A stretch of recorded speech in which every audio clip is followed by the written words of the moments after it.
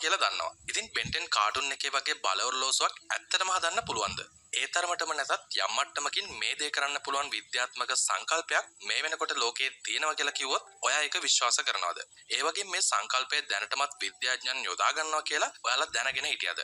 දැන් ඔයාලා හිතන්න එපා එකපාරටම ඔල්ලෝසුව ඔබපු ගමන් වෙනත් ජීවියෙක් බවට පත්වෙන ටූල් එකක් හදලා කියලා. ඇත්තටම එහෙම එකක් නෙවෙයි. ඒ වුණාට බෙන්ටෙන් බලවර්ලෝසුවේ භාවිතා වුණු විද්‍යාත්මක සිද්ධාන්තය දැනටමත් භාවිතා වෙනවා. ෆ්‍රෙඩරික් වෝල්ටර් මෙයා ඇවිල්ලා ලෝකේ ඉන්න ඉහළ පෙළේ විද්‍යාඥයෙක්. මේ වෙනකොට ඔහු ඇමරිකාවේ නිව්යෝක් වල ස්ටෝනි බ්‍රූක් විශ්වවිද්‍යාලයේ සේවය කරනවා. ඉතින් පසුගියදා ඔහු පිටසක්වල ජීවීන් ගැන විද්‍යාත්මක වාර්තාවක් ඉදිරිපත් කළා. ඉතින් මොකක්ද ඒ වාර්තාව? ඒ ගැන දැනගන්න දිගටම වීඩියෝ එක බලාගෙන ඉන්න. ඉස්සර වෙලාම බලමු අපි බෙන්ටෙන්ගේ බලවර්ලෝසුවේ විද්‍යාත්මක පැහැදිලි කිරීම ගැන. බෙන්ටෙන්ගේ බලවර්ලෝසුව කාටුන් එකේ හැටියට මේ බලවර්ලෝසුව හදන්නේ ඇස්මිත් කියන පිටසක්වල ජීවියා විසින්. මේ බලවර්ලෝසුව තියෙන කෙනාට විනාඩි කිහිපයකට වෙනත් ජීවියෙක් බවට පරිවර්තනය වෙන්න පුළුවන්. කාටුන් එකේ හැටියට බලවර්ලෝසුව කියන්නේ පිටසක්වල තාක්ෂණය උපරිමයෙන් භාවිතා කරලා හදපු ටූල් එකක්. ඔල්ලෝසුව ඇතුලේ ගබඩා කරලා තියෙන්නේ විවිධ වර්ගයේ පිටසක්වල ජීවීන්ගේ DNA. මේ DNA මේක පැලඳගෙන ඉන්න පුද්ගලයාගේ DNA බවට වෙනස් වුණාම අර වගේ වෙනත් ජීවියෙක් බවට පත් වෙනවා. බෙන්ටෙන්ගේ ඔල්ලෝසුව ඇතුලේ මේ වගේ DNA මිලියන ගානක ඩේටාබේස් එකක් තියෙනවා.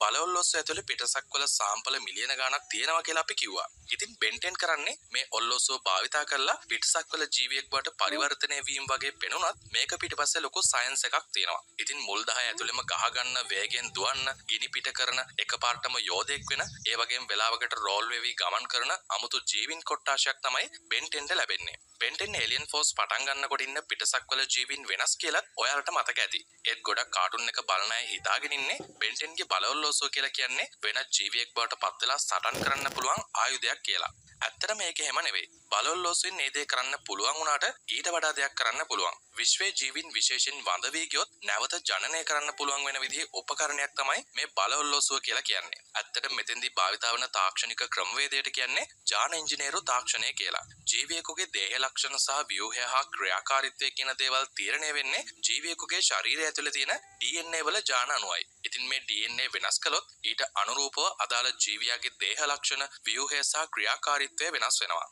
දැනට ජාන ඉංජිනේරු තාක්ෂණය යටතේ මේ විදිහට DNA වෙනස් කරනවා. එෙහිදී යම් ජීවියෙකුගේ තිබෙන DNA කොටස් ඉවත් කිරීම හෝ වෙනත් DNA කොටස් වලින් බද්ධ කිරීමක් සිද්ධ වෙනවා. ඉතින් මේ විදිහට ජාන ඉංජිනේරු තාක්ෂණය භාවිතා කරලා මේ වෙනකොට විද්‍යාඥයන් වැඩි අස්වැන්නක් ලබා දෙන භෝග නිෂ්පාදනය කරලා තියෙනවා. ඒ වගේම ඉතාමත්ම ඉක්මනින් පැලවන ශාක, රස වැඩි භෝග, පෝෂ්‍ය ගුණෙන් වැඩි භෝග වගේ දේවල් නිර්මාණය කරලා තියෙනවා. ඒ වගේම මේ විදිහට නිර්මාණය කළ එළදෙනුන් මේ වෙනකොට වැඩි එළකිරි ප්‍රමාණයක් ලබා දෙනවා. මේ තාක්ෂණය යොදා ගන්න තවත් එකක් විදිහට ජාන විකරණය කරන ලද බැක්ටීරියා යොදාගෙන මානව ඉන්සියුලින් සංශ්ලේෂණය හඳුන්වන්නත් පුළුවන්. ජාන ඉංජිනේරු තාක්ෂණයේ නව පෙරළියක් සිදු කිරීමට CRI SPR තාක්ෂණයට හැකියාව ලැබිලා තියෙනවා. මේ තාක්ෂණයේ බැක්ටීරියාවල ප්‍රතිශක්තිකරණ පද්ධතිය ක්‍රියාත්මක වන ක්‍රියාවලියක් ආශ්‍රයෙන් සකස් කරලා තියෙනවා. මේ තාක්ෂණය මගින් සෛලවල තියෙන DNA වල වෙනස්කම් වැඩි නිවැරදිතාවයකින් සහ අඩු කාලයකින් කරන්න පුළුවන්. පෙර ක්‍රමවලට මේ කාර්යය කිරීමට සති ගාණක් හෝ මාස ගාණක් ගත වෙනවා. නමුත් CRI SPR ක්‍රමයට ගත වෙන්නේ දින කිහිපයක් විතරයි. ඉතින් අනාගතයේදී මේ ක්‍රමවේදය පැය ගාණක් දක්වා අඩු කරගන්න පුළුවන්. මේ ක්‍රමවේදය මගින් ප්‍රවේණිගත රෝග සුව කරන්න විද්‍යාඥයන් අදහස් කරගෙන ඉන්නවා. මේ උත්සාහය මගින් ඩිසයිනර් දරුවන් කියන සංකල්පයත් බිහි වෙලා තියෙනවා. ඉපදෙන්න කලින් ඉඳලම ස්ත්‍රී පුරුෂ භාවයේ බුද්ධි මට්ටම් වගේම පෞරුෂය වගේ දේවල් තීරණය කරන්න පුළුවන්. මේ මගින් දෙමාපියන්ට නොමැති ඥාන දරුවාට ලබා දෙන්නත් පුළුවන්. දරුවගේ ආයු කාලය වැඩි කිරීම වගේ ප්‍රයෝජනත් ලබා ගන්න පුළුවන්. මේ මගින් වාසිදායක වගේම අවාසිදායක ගැටලු කිහිපයකටත් මුහුණ දෙන්න සිද්ධ වෙනවා. ඒ කියන්නේ කලලයට හානි සිදුවීමේ හැකියාව සහ මිනිස් කලල වෙනස් කිරීමේ සදාචාරාත්මක බව පිළිබඳ ගැටලුත් පැන නගිනවා. ස්වාභාවික ජාන සංචිතයෙන් කෘත්‍රිමව ජාන ඉවත් කිරීම මානව සංහතියට අවාසියක් වෙන්නත් පුළුවන්. තවත් මේ සඳහා අධික පිරිවැයක් දැරීමට සිදුවන නිසාම මූල්‍යමය පහසුකම් තිබෙන ඉහළ පැලැන්තියට පමණක් මේ ඩිසයිනර් දරුවන් ලබා ගැනීමට හැකිවන නිසාම සමාජ විෂමත්වය වැඩි වෙන්න පුළුවන්. නවීන ලෝකයේ ජාන සංස්කරණය කරලා දැනටමත් බොහෝ දේවල් කරන්න පුළුවන්. මෙමගින් අපේ මස් පිඩු ශරීර කොටස් වර්ධනය කරගන්න පුළුවන්. ඒ වගේම ඉදිරියේදී ඕනම ග්‍රහලෝකයක ජීවත් වන මිනිසුන් පවා මේ ජාන තාක්ෂණය හරහා නිර්මාණය කරන්න පුළුවන් කියලා විද්‍යාඥයන් පවසනවා.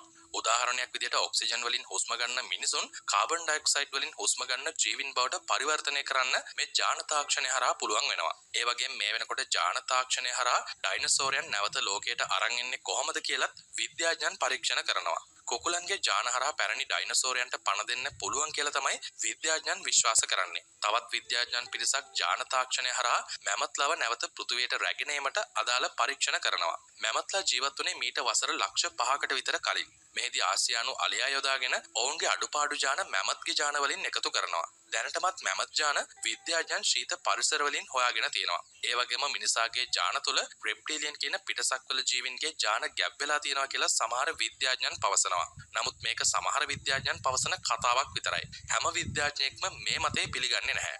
එතකොට මොකක්ද මේ ෆ්‍රෙඩරික් වෝල්ට් කියන විද්‍යාඥයා පවසන්නේ? එයා පවසන විදියට අනුව නම් බුද්ධිමත් පිටසක්වල ජීවීන් අපහා සම්බන්ධ නොවී ඉන්නේ එවන් ජීවීන් දැනටමත් විනාශ වෙලා හින්දා. මොකද විශ්වයේ සමහර වෙලාවන් වලට ගැමා පිපිරීම් කියලා බලගතු පිපිරීම් වගේක් වෙනවා. ඉතින් අප ඉන්න ශීරපතේත් මේ වෙනකොට ගැමා පිපිරීම් කිහිපයක්ම සිද්ධ වෙලා තිබුණත් වාසනාවට අපි ඒවට අහුුනේ නැහැ. සෑම වසර මිලියන 100කට වතාවක්ම ඕනම මන්දාකිණියක මේ වගේ පිපිරීමක් සිද්ධ වෙනවා. ඒත් මේ මතේ පිළිගන්න විද්‍යාඥයන් වගේම පිළි නොගන්න අයත් ඉන්නවා. සමහර විද්‍යාඥයන් පවසන්නේ බුද්ධිමත් පිටසක්වල ජීවීන් ශක්තියක ස්වරූපයෙන් අප අතරම සිට අප නිරීක්ෂණය කරමින් සිටින බවයි.